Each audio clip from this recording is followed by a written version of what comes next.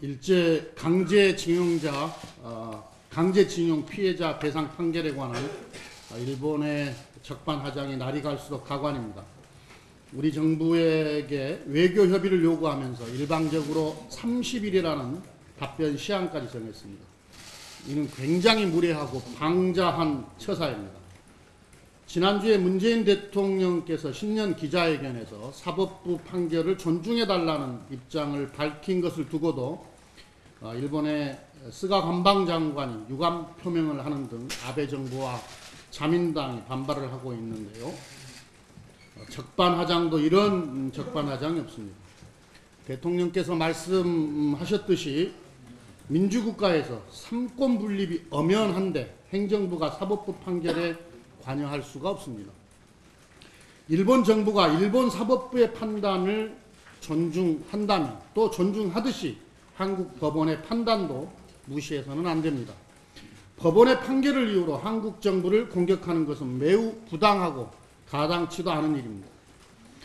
그리고 일본이 강제징용 피해자에 대한 배상을 부정하는 핵심 논리는 한일 청구권 협정을 통해 개인 배상 청구권이 소멸됐다는 것입니다. 이는 그동안 일본이 자국민의 배상 청구권에 대해 취했던 입장과 정면으로 배치됩니다. 일본은 미국에 의한 원폭 피해자 배상 문제, 구소련에 의한 일본인 억류 피해자 배상 문제가 발생했을 때 국가 차원의 청구권은 포기했지만 자국민들의 개인 배상 청구권은 소멸되지 않았다는 입장을 밝힌 바가 있습니다. 일본 자국민뿐만 아닙니다. 일본 최고재판소는 중국 피해자들의 손해배상 청구 소송에서 개인 청구권이 소멸되지 않았다고 판결한 바 있습니다. 이처럼 일본은 자국민과 중국인에 대해서는 개인 청구권을 인정해 왔습니다. 따라서 한국인 피해자에 대해서만 개인 청구권을 인정할 수 없다는 일본의 주장은 궤변이고 어불성설입니다. 일본 정부에 강력히 촉구합니다. 억지 논리를 동원해 손바닥으로 하늘을 가리려는 작태를 즉각 중단하기 바랍니다.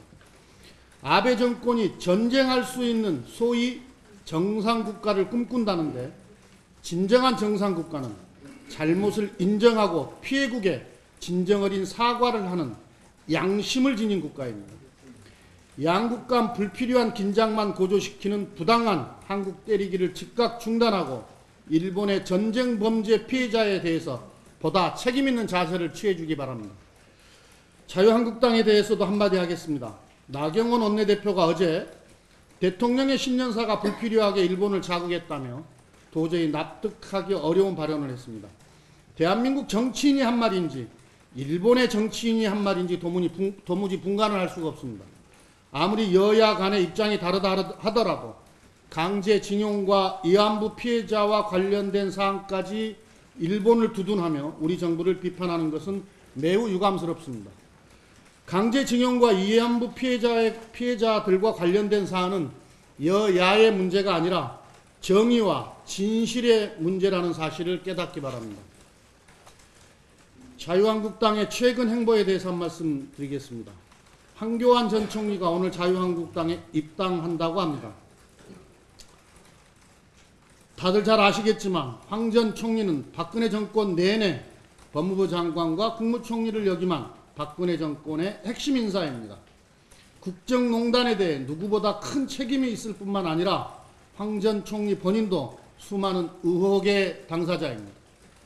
이런 분이 진정어린 사죄나 반성 한마디 없이 마치 개선장군처럼 정치하겠다고 나서고 자유한국당의 대표적 당권주자로 주목을 받고 있습니다. 국민들에게 보수의 혁신과 개혁을 약속했던 자유한국당의 선택이 결국 도로 친박당인 셈입니다. 한국 보수의 비극이고 씁쓸한 현 주소가 아닐 수 없습니다. 자유한국당이 선정한 5.18 민주화운동 진상조사위원회 면면들 역시 반성 없는 보수의 부끄러운 민낯 그 자체입니다. 이동욱 전 월간조선 기자는 광주 민주화운동을 폄훼하고 법원과 국방부 등에 의해 확인되거나 발표된 계엄군의 잔혹한 진압 과정을 부인했던 인물입니다. 이 때문에 5.18 관련 단체로부터 사과를 요구받기도 했었습니다. 차기환 변호사는 더 가관입니다. 세월호 특조위원을 하면서 진상규명을 방해하고 특조위 무력화에 앞장서서 세월호 유가족에게 고발까지 당한 인물입니다. 또한 이물리한 행진곡이 대한민국 정치체제를 부정하는 내용을 담고 있다는 황당무계한 소리를 하고 고 백남기 씨 사망과 관련해 소위 빨간 우이 괴담을 유포한 장본인입니다. 이런 사람들을 국민들께 내놓으려고 진상규명위원회 구성을 4개월이나 미뤄왔는지 미뤄왔다는 얘기인지 묻고 싶습니다. 참으로 개탄스럽습니다. 자유한국당이 추천한 5.18 진상조사위원은 진상규명과 피해자들의 명예회복을 바라는 국민의 바람과 정면으로 어긋나는 것입니다. 진상규명 방해를 위해 침대 축구를 할 요량이 아니라면 3인에 대한 추천을 즉각 취소해야 합니다. 국민의 상식과 정의에 부합하는 사람을 추천할 그런 자신이 없으면 차라리 추천권을 반납하기 바랍니다. 지금 이 순간에도 진상규명을 요구하며 눈물 짓고 계신 유족들의 한 맺힌 절규를 자유한국당이 부디 외면하지 않길 바랍니다.